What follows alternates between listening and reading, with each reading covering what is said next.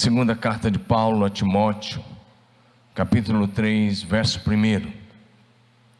Hoje nós vamos a parte 2, com o tema As Nossas Atitudes em Tempos Difíceis.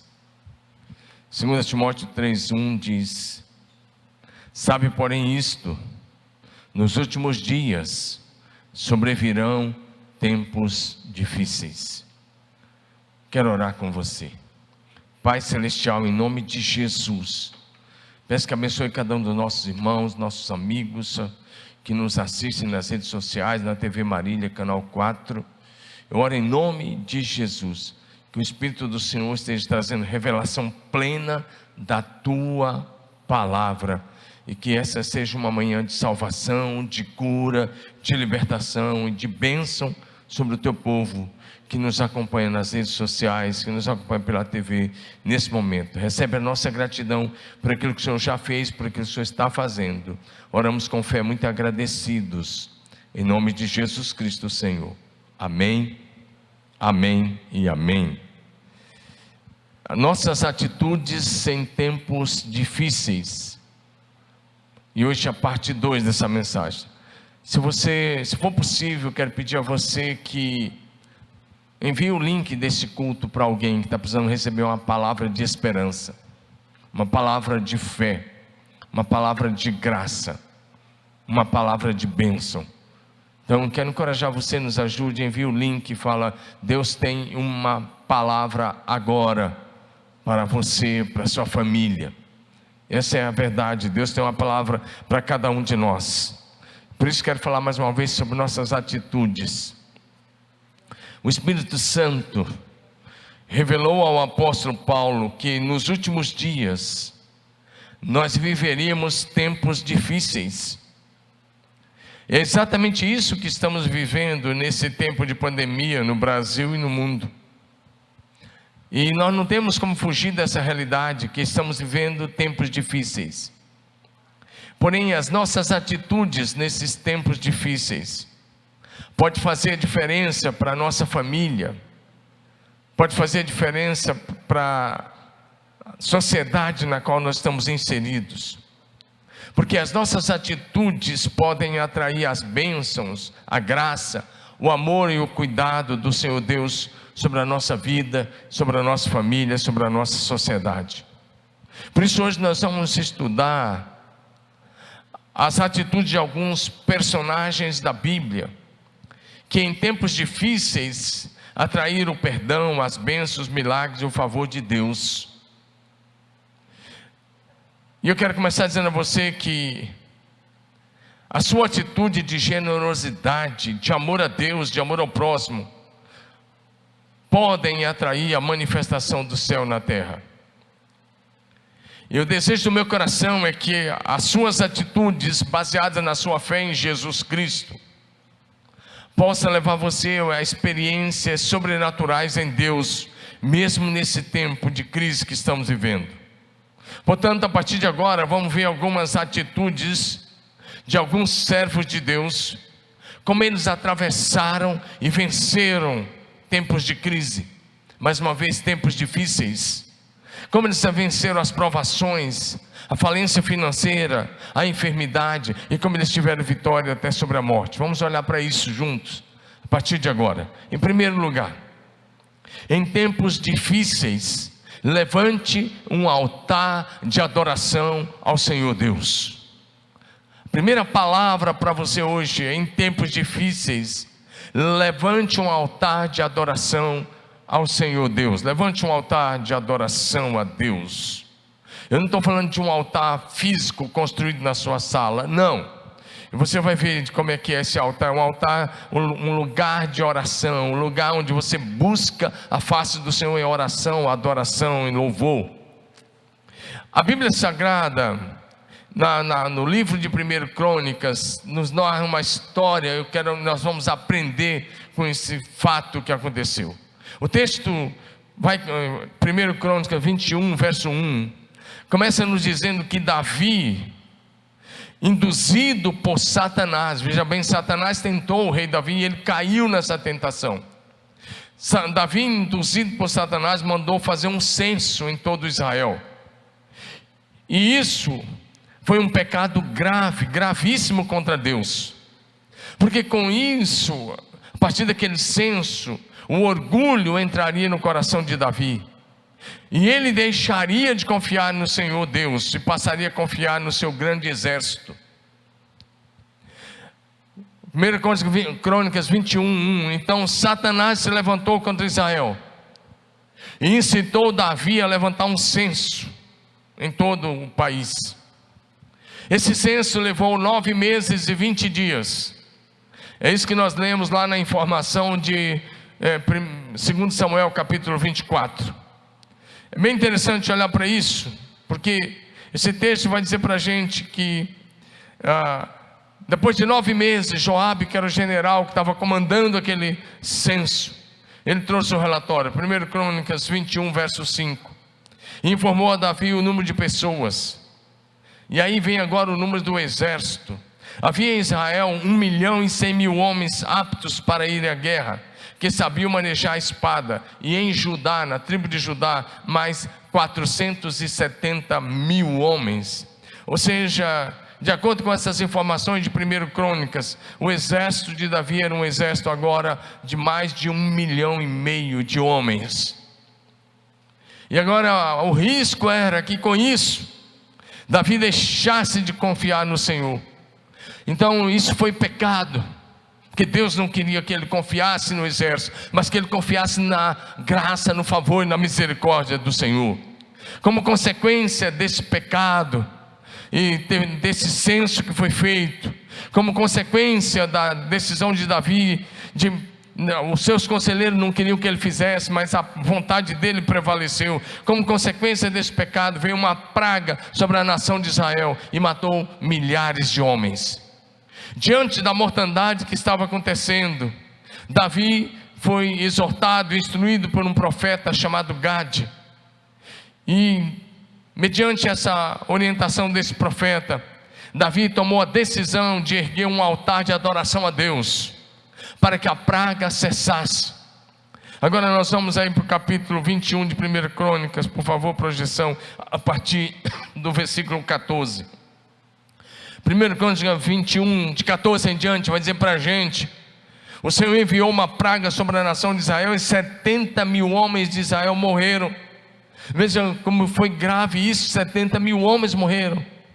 E agora o que acontece, isso no restante do país. E Deus então enviou um anjo para destruir Jerusalém. Agora, mas quando o anjo ia fazê-lo, o Senhor teve compaixão de trazer a catástrofe, e disse ao anjo destruidor: pare, já basta.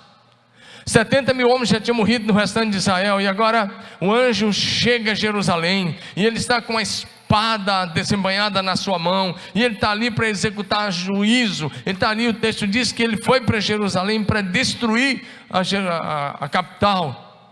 Mas o Senhor teve compaixão. Eu gosto dessa ideia de o Senhor teve compaixão. Então naquele momento o anjo estava perto da eira de Araúna, o Jebuseu. Olha o que acontece, o rei Davi olhou para cima e viu o anjo do Senhor entre o céu e a terra, com uma espada na mão, erguida sobre Jerusalém. Então Davi e as autoridades de Israel, vestidos de luto, primeira coisa, eles se arrependeram, se vestiram de luto, e eles começaram a chorar, a prantear diante de Deus, prostraram-se com o rosto em terra. E aí Davi diz: o pecado foi meu, Senhor, por favor, por que o Senhor está fazendo isso com a nação? Fui eu que pequei, pode julgar a mim e a minha causa. Mas já estava acontecendo uma praga terrível, como você ouviu, 70.000 homens já tinham morrido. Então o anjo do Senhor mandou Gade dizer a Davi que construísse um altar ao Senhor naquela eira, naquele lugar. E aí o Davi foi para lá em obediência à palavra do profeta Gade, aquilo que ele havia falado em nome do Senhor. Araúna, que era o dono daquele terreno, estava debulhando trigo, e virando-se, ele também viu o anjo. Olha, esse homem viu o anjo, virando-se, viu o anjo, e ele e seus 4 filhos que estavam com ele, correram para se esconder do anjo. Mas não dá para se esconder, mas se esconderam. Em seguida Davi chegou e falou com Araúna: ceda-me esse terreno da eira, para eu construir um altar em honra ao Senhor, para que cesse a praga. Eu vou construir um altar, presta atenção nisso, para que cesse a praga sobre o povo. Venda-me o terreno pelo preço justo. Mas Araúna disse a Davi: não é seu, pode pegar, pega ele, eu vou dar o terreno, vou dar os bois, dou a lenha, dou tudo a você, tudo é seu, eu dou tudo isso a ti. O rei Davi, porém, respondeu a Araúna: não, faço questão de pagar o preço justo. Não darei ao Senhor aquilo que pertence a você, nem oferecerei um holocausto que não me custe nada. Aí dá um princípio da gente oferecer a Deus aquilo que nos custa. O jejum precisa custar alguma coisa para nós, a oração, a nossa vida, a nossa disciplina no altar. Então Davi pagou a Araúna 7 quilos e 200 gramas de ouro pelo terreno. 7 quilos e 200 gramas de ouro ele pagou por aquele terreno. E Davi edificou ali um altar ao Senhor e ofereceu holocaustos e sacrifícios de comunhão. Presta atenção, eles ergueram um altar na mesma hora. E Davi edificou um altar ao Senhor e ofereceu holocausto, sacrifício de comunhão. Davi invocou o Senhor, olha aí, e o Senhor lhe respondeu com fogo. Caiu fogo do céu sobre o altar e sobre os holocaustos. É isso que a Bíblia está dizendo. Deus respondeu com fogo naquela mesma hora. Será a aprovação de Deus. E o Senhor então ordenou ao anjo que pusesse a espada na bainha. Presta atenção nisso. Interessante, havia um pecado do rei e da liderança, e por isso a nação estava sofrendo uma praga de destruição. E agora o próprio anjo, que tinha a autoridade para matar, estava com a sua espada desembainhada sobre Jerusalém, ia fazer um arraso na cidade de Jerusalém. Mas o Senhor teve compaixão, e a praga cessou, quando Davi e as autoridades de Israel ergueram um altar de adoração e ofereceram orações, coração quebrantado, contrito diante de Deus, diante daquele altar. E quando as orações subiram, e quando o holocausto foi oferecido, o texto diz que o anjo, Deus ordenou ao anjo: coloque a sua espada na bainha. A praga cessou. O que fez cessar a praga sobre a nação de Israel foi o arrependimento sincero e honesto do rei Davi e das autoridades de Israel. Quebrantamento, oração fervorosa, vida no altar, louvor e adoração ao Deus do céu. E quando isso aconteceu, Deus disse ao anjo: basta, chega, põe a sua espada na bainha. Não venha mortandade sobre Jerusalém, porque um altar de adoração, oração e louvor foi erguido em o nome do Senhor. Então a praga cessou, uma praga que já tinha matado 70 mil homens em todo Israel. Nós estamos vivendo dias difíceis, notícias de morte todos os dias. Hoje mesmo eu já olhei e já vi que só na grande São Paulo centenas de pessoas morreram, 600 e poucas pessoas nas últimas 24 horas. Todos os dias a gente olha o boletim epidemiológico e a gente vê o que está acontecendo. E nós não podemos ficar com corações endurecidos, insensíveis ao que está acontecendo. Nós não podemos continuar brincando de cristianismo, ou brincando de orar, ou brincando de ser cristão nesse tempo. É preciso que haja da minha parte e da sua parte sensibilidade, coração quebrantado, coração contrito no altar. Então nesses dias difíceis eu quero convidar você: erga um altar de adoração na sua casa. Menos televisão e mais oração na sua casa. Menos internet, mais louvor e adoração na sua casa. Erga um altar de oração, de louvor e de adoração. Então a presença do Altíssimo Deus virá para dentro da sua casa, e assim você e a sua família serão protegidos e serão poderosamente abençoados. Porque onde há um altar de oração, de coração quebrantado, de adoração, de louvor, Deus se manifesta nessa casa. E onde Deus se manifesta, a vida dele se manifesta. A graça, o favor e o poder de Deus se manifestam. Então hoje eu quero encorajar você: erga um altar de adoração. Aprenda com Davi. Ele pecou, mas foi rápido em se arrepender. Foi rápido em confessar o pecado, foi rápido em pedir perdão, foi rápido em comprar um local e erguer um altar de adoração. Sabe, aquele local que Davi comprou, mais tarde, anos depois, não foi muito tanto, anos depois, nos dias de Salomão, foi o local onde foi erguido o templo. Se tornou o lugar central de adoração da nação. O lugar onde o templo foi erguido, é o centro de Jerusalém. Até hoje está com a administração dos muçulmanos, tem 2 mesquitas lá, mas ali ficou o templo de Salomão, por muitos e muitos anos, desde Davi, que separou aquele local como local de adoração 1000 anos antes de Cristo, até o ano 70 depois de Cristo, aquilo ficou o lugar principal de adoração. Lugar onde o Senhor apareceu, lugar onde os homens de Deus viram o anjo do Senhor. Até Jebuseu, que ele não era judeu, era um Jebuseu, até Araúna. Até o Araúna, que era um Jebuseu, viu o anjo do Senhor e temeu. Hoje eu quero convidar você a fazer da sua casa uma Betel, casa de Deus, lugar de oração, de adoração e de louvor. Saia da frieza espiritual. Não seja morno nesses dias. Não seja indiferente para com aquilo que está acontecendo. Erga um altar de adoração enquanto é tempo. Nós somos melhores do que nenhuma dessas pessoas que morreram. Nós só estamos aqui por causa da graça, a bondade e a misericórdia do Senhor nosso Deus. A segunda coisa que quero enumerar com você nessa manhã, nesses dias de crise financeira e de luto, muito luto à nossa volta, permaneça firme e inabalável. Vou repetir, nesses dias de crise financeira que está acontecendo no comércio, as pessoas desempregadas, as pessoas passando dificuldade, nesses dias de crise financeira e luto, a minha palavra hoje a você é: permaneça firme e inabalável.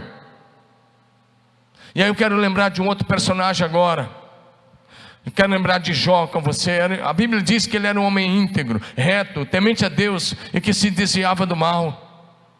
Porém, esse homem passou por um período de grande tribulação, ou de tribulações, falência financeira, luto com a perda dos seus 10 filhos, uma enfermidade com a qual Satanás o feriu do alto da cabeça ao solado dos pés.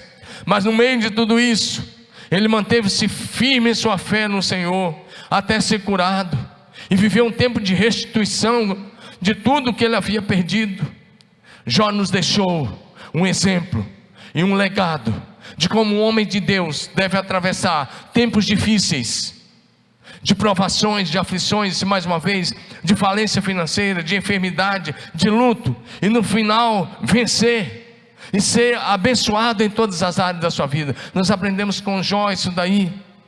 Jó capítulo 1, os versículos 13 a 22, vai nos falar da morte, quando ele perdeu todos os seus bens. Vai chegando um mensageiro após outro. Primeiro vai chegar e vai dizer: ó, certo dia os teus filhos, as tuas filhas estavam num banquete, comendo e bebendo vinho na casa do irmão mais velho. O mensageiro veio dizer a Jó: os bois estavam arando e os jumentos estavam pastando por perto, quando os sabeus os atacaram e os levaram embora. Mataram a espada dos empregados. Eu fui o único que escapou para te contar. Enquanto ele ainda estava falando, chegou outro mensageiro e disse: fogo de Deus caiu do céu e queimou totalmente as ovelhas e os empregados. Eu fui o único que escapou para contar a você. Enquanto ele ainda estava falando, chegou outro mensageiro e disse: vieram os caldeus em 3 bandas, atacaram os camelos e os levaram embora. Mataram a espada dos empregados. Eu fui o único que escapou para contar a você. Enquanto ele ainda estava falando, chegou ainda outro mensageiro e disse: seus filhos e suas filhas estavam no banquete, comendo e bebendo vinho na casa do irmão mais velho, quando de repente um vento muito forte veio do deserto, atingiu os 4 cantos da casa e ela desabou e eles morreram. E eu fui o único que escapou para contar a você. Agora olha a atitude de um homem de Deus.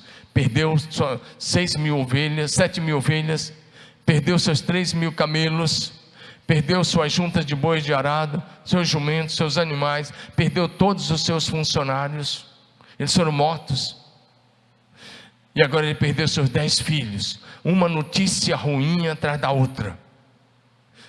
Olha o que ele faz, ele não murmurou, Quando ele ouve que os 10 filhos morreram, ele disse, o texto diz assim: ao ouvir isso, Jó levantou-se, rasgou o seu manto, rapou a cabeça, então prostrou-se com o rosto em terra. Prostrou-se com o rosto em terra em adoração. Um homem de Deus, na hora das provações, deve prostrar-se e adorar. Porque se você fica bravo com Deus, e se você culpa a Deus por algum problema, então você não vai atravessar como deveria atravessar os tempos difíceis. Jó prostrou-se com o rosto em terra em adoração e disse: saí nu do ventre da minha mãe, e nu partirei. O Senhor deu, o Senhor tomou, louvado seja o nome do Senhor. Aleluia. E o texto diz: em tudo isso Jó não pecou e não culpou Deus de coisa alguma. Sabe, o que eu mais vejo hoje é cristãos dizendo: Deus, por quê? Por que eu, Deus? Por que minha família? Por que estamos passando por esse tempo difícil? Por que estamos passando por essas provações? E não, porque foi desenvolvido uma espécie de Deus que faz todos os seus favores, que faz todas as suas vontades, que cumpre todos os seus desejos, e quando as coisas não saem do seu jeito, você já não quer mais servir a Deus, porque você mesmo idealizou um Deus dentro da sua mente, que apenas satisfaz todos os seus desejos, quando na verdade Ele é Senhor dos céus e da terra. Se Ele quiser curar, Ele cura, e se Ele não quiser, Ele não cura, mas Ele continuará sendo Deus. Mas por que os filhos de Deus estão morrendo? Os filhos de Deus, todas as gerações morreram. Se Jesus não volta logo, nós também iremos. A questão é se você vai partir salvo ou perdido. E nós temos que entender a soberania de Deus. Já não pecou, ele não perguntou por quê, ele não disse por que aconteceu isso. Deus, onde o Senhor estava, que o Senhor não cuidou dos meus filhos? Porque o Senhor deixou a casa cair sobre eles? Ele não falou isso, ele sentou e adorou. Eu quero te convidar hoje a adorar. Adorar no meio da dor. Adorar no meio do luto. Jó estava no meio do luto, 10 filhos de uma vez. Nesse ponto aqui ele não tinha feito nem o velório dos filhos. Antes de fazer o velório, ele prostrou-se e adorou. Prostrou-se em adoração, dizendo: nu eu saí do ventre da minha mãe, e eu vou retornar nu, sem nada. Não vou levar nada dessa vida.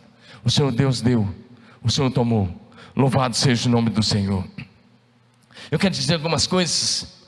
Presta atenção. Honre ao Senhor Deus no meio das provações, então Ele te levantará. Então esse tempo vai cessar. Honre a Deus na hora da dificuldade, na hora da dor, no meio do luto. Honre ao Senhor, e Ele te levantará e te honrará na hora certa. Aleluia. Mantenha-se firme na esperança no Senhor Deus. Eu gosto desse texto de Jó, capítulo 14, versos 7 a 9. A Ana Paula Valadão até fez uma música baseada nesse texto, que eu gosto muito, né? E esse texto diz: porque há esperança para a árvore, pois mesmo cortada ainda se renovará, e não cessarão os seus rebentos, ou seja, os seus brotos. Se envelhecer na terra a sua raiz, no chão morreu o seu tronco, ao cheiro das águas brotará e dará ramos como planta nova. O texto diz: há esperança até para a árvore, mesmo que ela seja cortada, mesmo que o seu tronco envelheça, mas lá embaixo da terra as raízes ficarão, e quando a água cair sobre a terra, o rebento, o renovo, os brotos vão nascer outra vez, e outras árvores vão crescer. Há esperança até para a árvore, quanto mais para você. Sim, meu querido irmão, meu amigo, há esperança para você na pessoa de Jesus Cristo. O que nós estamos vivendo não é o fim. Não faça besteira. Se você anda com pensamento suicida na sua cabeça, tire isso agora. Mande esses pensamentos embora. Expulse isso da sua mente agora mesmo, porque há esperança para você. Não é o fim. O diabo pode até estar dizendo que é o fim, mas não é o fim. Você ainda pode viver os seus melhores dias, meses e anos na presença de Deus. Apenas confie. Jesus Cristo é a sua esperança. E eu estou falando com alguém que está nos assistindo, que está com pensamentos de morte agora mesmo.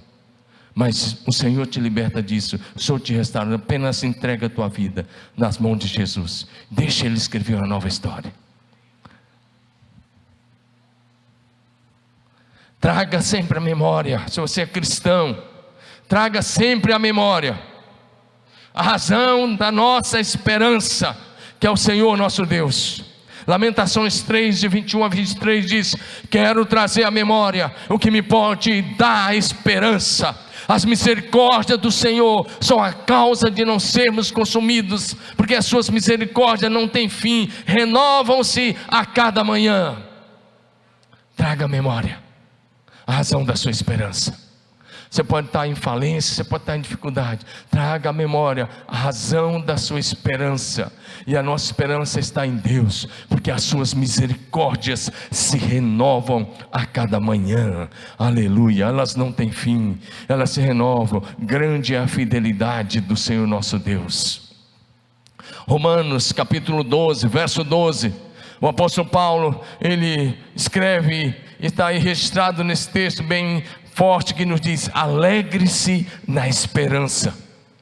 Alegre-se na esperança. Você pode estar dizendo: pastor, tudo em minha volta é tristeza, as circunstâncias não tem nenhum motivo de alegria. Mas Paulo diz: alegre-se na esperança, seja paciente nas tribulações. Então nesse tempo, muita paciência no meio das tribulações, persevere na oração. 3 coisas: alegria na esperança, paciência nas tribulações, perseverança na oração. Nesses dias difíceis, vou repetir: alegre-se na esperança que é Cristo Jesus. Seja paciente nesses tempos de tribulações, persevere firme na oração. Essa é a receita para a tua vitória em nome de Jesus. E se você é um cristão nascido de novo, deixa eu dizer a você: a igreja de Cristo é a esperança do mundo. A igreja de Cristo tem a mensagem de fé e de esperança nesse momento. Então eu quero encorajar você: tenha convicção de fé e de esperança. Sabe por quê? O nosso Redentor está vivo. Diga aí na sua casa: o meu Redentor está vivo, o meu Salvador está vivo para sempre. Jó 19, 25: porque eu sei que o meu Redentor vive e por fim se levantará sobre a terra. Eu sei, o meu Salvador, o meu Redentor, Jesus Cristo, venceu a morte, o inferno, o pecado, o mundo e o mal. Ele vive e reina para sempre. Aleluia! O nosso amado Senhor e Salvador Jesus Cristo venceu a morte, está vivo para sempre, está no controle de todas as coisas. Em Apocalipse capítulo 1, o apóstolo João estava exilado na ilha de Patmos. Eu vou apenas mencionar no versículo 9 em diante. Ele diz que no dia do Senhor, dia de domingo, primeiro dia da semana, ele ouviu por trás dele uma voz muito forte, como a voz de muitas águas. E ele diz: eu voltei-me e vi 7 candelabros de ouro, e entre os candelabros alguém semelhante ao Filho do Homem. E aí ele começa a descrever com a veste que chegava aos pés, um cinturão de ouro ao redor do seu peito. Sua cabeça e cabelos eram brancos como a lã, tão brancos como a neve. Seus olhos eram como chama de fogo, seus pés eram como bronze numa fornalha ardente, e a sua voz como o som de muitas águas. Tinha ele na mão direita 7 estrelas, e da sua boca saiu uma espada afiada de 2 gumes. A sua face era como o sol quando brilha em todo o seu fulgor. A sua face era como o sol brilhando ao meio-dia, diz o apóstolo João. Então João descreve: quando vi, caí aos seus pés como morto. Porém ele colocou a sua mão direita sobre mim e disse: não tenha medo, não tenha medo, eu sou o primeiro e o último, sou aquele que vive. Estive morto, mas estou vivo para todo sempre, e tenho as chaves da morte e do inferno. A palavra hoje é a mesma: não tenha medo. Jesus diz a você: não tenha medo, eu sou aquele que vive. Estive morto, mas estou vivo pelos séculos dos séculos. O meu Redentor está vivo, o nosso Salvador está vivo. Então seja sempre firme, seja inabalável na sua fé em Jesus Cristo, porque no final você vai ver que vai ser recompensador. 1 Coríntios capítulo 15, Verso 58, Paulo diz: portanto, meus amados irmãos, sede firmes e inabaláveis, e sempre abundantes na obra do Senhor, sabendo que no Senhor o vosso trabalho não é vão. Sejam firmes e inabaláveis, sempre abundantes no trabalho do Senhor, sabendo que no Senhor o trabalho de vocês não será em vão. Aleluia. Minha palavra hoje a você é: permaneça sempre firme na fé em Jesus Cristo, persevere servindo ao Senhor até o fim. Então no último dia você vai ver que vai valer a pena, como canta a canção do Juliano Som, vai valer a pena. No último dia você vai dizer: valeu a pena, valeu a pena, valeu a pena cada minuto no serviço do Senhor, valeu a pena cada dedicação. Pessoal que serve aqui nas mais diferentes áreas, que nos ajuda esse culto, fazer com que esse culto chegue até você. Cada um de vocês, um dia vocês vão olhar e vai dizer: valeu a pena, valeu a pena, valeu a pena. E é isso que você vai dizer no último dia. E a palavra para você hoje é: seja fiel até a morte. Seja fiel até a morte. Apocalipse 2, versículo 10, a parte B, diz: ser fiel até a morte. Seja fiel até a morte, e eu te darei a coroa da vida. Seja fiel até a morte, porque a coroa da vida te aguarda logo ali na frente, diante de você. Terceira coisa, atitudes em tempos difíceis. Terceira coisa, creia no que parece impossível aos olhos humanos. Esses são dias da gente crer naquelas coisas que parecem impossíveis. Quando você olha para alguém, um querido seu na UTI de um hospital, e às vezes você nem pode ir lá pessoalmente, mas só às vezes pelas redes sociais, o médico te conecta lá, o enfermeiro, você vê alguém entubado naquela situação difícil, você pensa assim: não tem mais jeito. Outras vezes o médico está dizendo: não tem mais jeito, a situação é muito delicada. Eu quero dizer uma coisa para você: mesmo diante da realidade da morte, tenha fé e confiança no único Deus vivo, Senhor dos céus e da terra, o Deus Todo-Poderoso. No dia mais difícil da sua vida, tenha atitude de fé e confiança no Senhor nosso Deus, porque Ele é poderoso para transformar o seu dia mais difícil no dia do seu milagre. Vou repetir: Deus é poderoso para transformar o seu dia mais difícil no dia do seu maior milagre. Apenas confie. E aí eu quero relembrar agora uma mulher. Quero relembrar a mulher samaritana, a mulher sunamita. Lá em 2 Reis, capítulo 4, nós temos a história dessa mulher. Ela é mencionada no capítulo 4 e no capítulo 8 de 2 Reis. Era uma mulher rica, vivia bem com seu marido, mas não tinha filhos. E ela resolveu construir um quarto para o profeta Eliseu. E para cada vez que o profeta passava por ali, ele se hospedava naquele quarto. Um dia ele olhou para ela e disse: daqui a um ano você vai ter um filho. E dali um ano ela era mamãe, tinha um filho.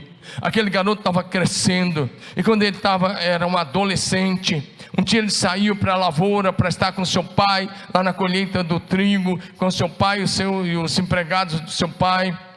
Ele estava lá e de repente ele começou a ter uma forte dor de cabeça. Ele começou a dizer para o pai: ai minha cabeça, ai minha cabeça. E o pai pediu a um funcionário que o levasse até a sua casa para estar com a sua mãe. E aquele garoto ficou no colo da mãe, sofrendo daquela dor de cabeça até meio-dia. Então ao meio-dia ele morreu. E eu gosto de pensar agora, eu quero mostrar para você alguma coisa. O texto vai dizer isso para a gente. 2 Reis, capítulo 4, versos 18 a 37. Eu vou apenas mencionar algumas coisas para que você entenda. O texto vai dizer isso exatamente a partir do verso 18. Que aquele garoto morreu no colo da sua mãe. Ficou até o meio-dia e morreu. Mas aquela mulher, em vez de chorar, ao invés de bradar, ao invés de murmurar, ao invés de gritar e correr atrás do marido, ela não fez isso. Olha o que ela fez: ela subiu o quarto do homem de Deus. Aquele quarto ficava no segundo andar daquela casa. Subiu ao quarto do homem de Deus, deitou o menino na cama de Eliseu e fechou a porta, para que ninguém entrasse. Deixou o garoto morto lá na porta, lá na cama do profeta. Então ela foi atrás de seu marido e disse: preciso de um servo e de uma jumenta para ir falar com o homem de Deus, vou e volto logo. Ela não falou nem para o marido que o filho tinha morrido. Olha a atitude dessa mulher, ela não contou. Eu já disse isso aqui uma vez, que se ela contasse, o marido ia falar: então vamos fazer o velório, vamos sepultar. E ela não falou nada. Ela chegou para o marido e falou: eu preciso de um empregado, de um funcionário, para ir ao homem de Deus, eu vou e volto logo. E o esposo dela perguntou: mas por que hoje? Por que você vai lá hoje? Não é tempo de lua nova, nem sábado. Ela respondeu: não se preocupe. Eu gosto dessa ideia. Olha o que ela disse: não se preocupe, não se preocupe, eu já volto logo. Então ela mandou selar a jumenta, e ela disse para o funcionário: vamos rápidos, e só pare quando eu mandar. Ela estava focada, ela tinha um propósito. Ela disse: nós vamos ao Monte Carmelo, ao encontro do homem de Deus. E quando ela ia se aproximando a essa distância, o homem de Deus a viu chegando e falou para o seu servo Geazi: olhe, é a sunamita, corra ao seu encontro e pergunte a ela: olha aí, está tudo bem com você? Olha aí, 3 perguntas foram feitas a ela: está tudo bem com você? Tudo bem com seu marido? Tudo bem com seu filho? E sabe que ela respondeu: está tudo bem. Isso é atitude de fé no meio da provação, da maior aflição de uma mãe. Ela tinha um filho único, adolescente, e agora o filho único estava morto. E tem 3 perguntas: está tudo bem com você? Tudo bem. Está tudo bem com teu marido? Tudo bem. Está tudo bem com teu filho? E ela diz: tudo bem. Isso é atitude de fé. Por isso que a Bíblia fala dessa mulher, não cita nem o nome do marido. Ela diz que ele era um homem bom, mas o destaque era para a mulher, que era uma mulher de fé. E agora eu quero me dirigir às mulheres. Você é uma mulher de fé? Se não for, se coloque nas mãos de Deus. Aprenda com essa mulher que não murmurou, que colocou seu filho na cama do profeta, e que foi atrás do profeta, que dava uns 12, 13 quilômetros. Ela foi e levou o profeta na sua casa. O profeta manda o seu servo, e ela disse: não, eu só saio daqui com você. Geazi correu na frente, colocou o bastão do profeta sobre o garoto, não aconteceu nada. Ele volta e Eliseu ainda está a caminho, e ele disse: ó, o garoto não teve nem sinal de vida. Agora lá na frente, o texto diz assim: quando Eliseu chegou à casa, lá estava o menino morto, estendido na cama. Ele entrou, fechou a porta e orou ao Senhor. A primeira atitude do homem de Deus numa situação difícil é a oração. Entrou, fechou a porta e orou ao Senhor. Depois se levantou e teve uma atitude estranha para nós. Se deitou sobre o garoto, a boca sobre a boca, o nariz sobre o nariz, os olhos sobre os olhos, as mãos sobre as mãos, e deitou sobre o garoto. Levantou e andou pelo quarto e continuou orando. Foi de novo e deitou sobre o garoto. Interessante. E aí, quando ele se debruçou mais uma vez sobre o garoto, o texto diz: o menino espirrou 7 vezes e abriu os olhos. Eliseu disse a Geazi: vai chamar a sunamita. E ele a chamou. Então Eliseu disse a sunamita: pegue o seu filho. E ela entrou, prostou-se aos seus pés, curvando-se até o chão. Então pegou seu filho e saiu. Uma mãe não desistiu de lutar pelo seu filho, nem mesmo diante da morte. Se tem mãe me assistindo agora, que por causa, talvez seu filho tomou um caminho de pecado, difíceis, uma situação difícil, talvez você está desistindo de lutar. A minha palavra hoje é: continue, continue, continue e continue. Continue. A mãe de Agostinho orou por ele 40 anos, até ele se converter. Ele se converteu aos 40 anos. Todos aqueles anos ela orava e chorava diante de Deus, até ver seu filho convertido. E ele se tornou tão radical contra o pecado, e viveu uma vida tão santa, que ele é conhecido na história do cristianismo como Santo Agostinho. Então mamãe, não desista. Papai, não desista de lutar pela salvação do teu filho, pela libertação do teu filho, pela cura do teu filho, pela vida de Deus na vida do seu filho. Vai em frente. Essa mãe, ela foi demais. A gente aprende muito. As atitudes dessa mulher sunamita foram de fé, coragem, ousadia, foco. persistência e determinação. O marido só ficou sabendo depois que o garoto estava ressuscitado. Amém? Diga aleluia aí na sua casa. A última palavra, aprendemos aqui com a sunamita, que a última palavra não é da morte. A última palavra é do Senhor nosso Deus. Só Ele tem a última palavra para você e para alguém da sua família, ou para quem quer que seja. A última palavra não é da morte, é de Deus. E a palavra de Deus para você é de vida nessa manhã. Então, pela fé, creia na ressurreição. A sunamita creu que o seu filho seria ressuscitado dentre os mortos. Por isso ela colocou na cama do profeta. Por isso ela fechou a porta para que ninguém entrasse lá. Por isso ela foi correndo ao homem de Deus. A atitude de fé e coragem da sunamita diante da morte do seu filho, fez com que ela tivesse o seu filho de volta. Por causa, preste atenção nessa aí, querida irmã, querido irmão, mas como estou falando de uma mulher de Deus, por causa da atitude de fé da mulher sunamita, o pior dia, vou repetir, por causa da atitude de fé da mulher sunamita, o pior dia daquele casal foi transformado num dia de festa, de celebração, de alegria, de glória a Deus, da manifestação do poder de Deus. Eu quero encorajar você, minha irmã. Se você é uma cristã, você, meu irmão, transforme o seu pior dia no dia do seu maior milagre. Mas para isso você vai ter que ter a atitude dessa mulher sunamita, que não retrocedeu da sua fé, nem mesmo diante da morte. Ela simplesmente disse: a morte do meu filho não é o fim. Eu vou buscar em Deus a resposta e a solução. Por isso, mesmo diante da morte, continue firme. Por último, quero falar para você, pela fé, creia na restituição de tudo que você está perdendo, ou perdeu nesses dias, ou ainda perderá. Pela fé, creia na restituição do que você perdeu nesses dias de pandemia, nesse último ano. Talvez você é dono de comércio, seu comércio fechado, ou perdeu seu emprego, suas finanças estão no fim, está em dificuldade. Creia na restituição de tudo que foi tirado de você nesses dias. Creia. O Senhor Deus Todo-Poderoso está olhando para você.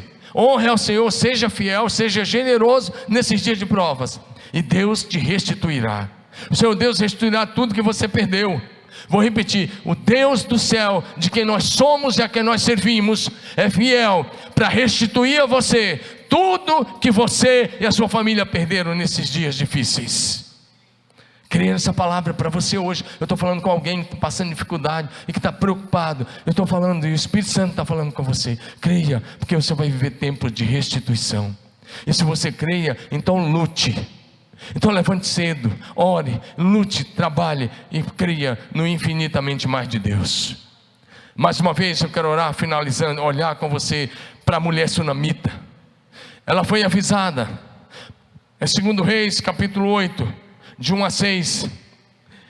Depois dessa situação, alguns anos depois, o profeta foi até a casa dela e disse: saia do país, vai para um outro país e fique lá, porque o Senhor chamou a seca sobre a terra de Israel. Vai vir uma seca, um tempo de seca, de fome, que vai durar 7 anos. O profeta foi até a casa, o profeta gostava dessa família. Ele foi até a casa e disse: saia com a tua família. Ela saiu com o marido e seu filho, e eles ficaram 7 anos na terra dos filisteus.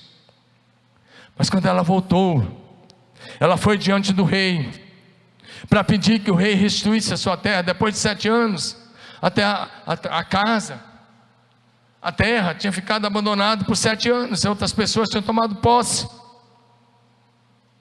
Outras pessoas já estavam morando naquela casa, já estavam plantando naquela terra. Ela foi até o rei e disse: eu quero minha terra, minha casa de volta. Quando ela chegou lá, Geazi, que era o servo do profeta Eliseu, estava conversando com o rei e dando testemunho da ressurreição do filho da sunamita. E quando ele está no meio da história, a sunamita entrou com o seu filho, e o Geazi olha para o rei e diz: essa é a mulher, essa é a sunamita, e esse é o rapaz que Eliseu orou e Deus o ressuscitou. Aleluia! Ela chegou bem na hora que o rei tinha pedido a Geazi para contar os milagres de Eliseu. E quando ele está contando esse grande milagre de ressurreição, a mulher entrou com o seu filho, e ela pediu ao rei, que era a restituição, né? A Bíblia diz que no final dos 7 anos ela voltou a Israel, e aí ela estava pedindo ao rei para restituir a sua propriedade. Olha o que o texto vai dizer. É interessante aqui,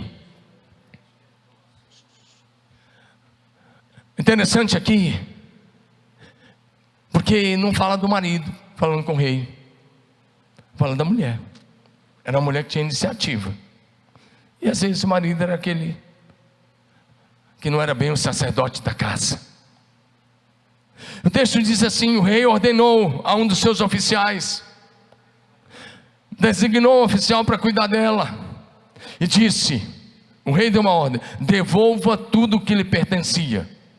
Devolva tudo o que lhe pertencia, inclusive toda a renda das colheitas, desde o dia que ela saiu do país até hoje. Devolva tudo.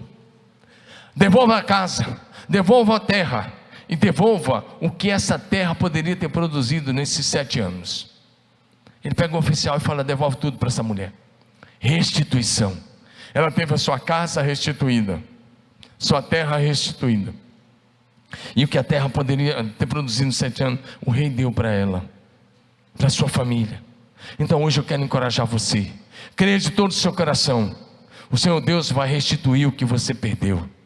Se porventura você perdeu nesse período, se você é fiel na casa de Deus, se você é alguém que honra a Deus com aquilo que você tem, se você é fiel a Deus na entrega dos seus dízimos, das suas ofertas, com os seus bens, se você é fiel, você viverá o tempo da restituição financeira e de tudo que você perdeu.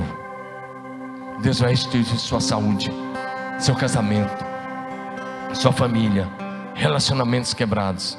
O seu Deus te surpreenderá nesses dias. E eu quero dizer, Deus vai fazer infinitamente mais. Ele sempre faz mais.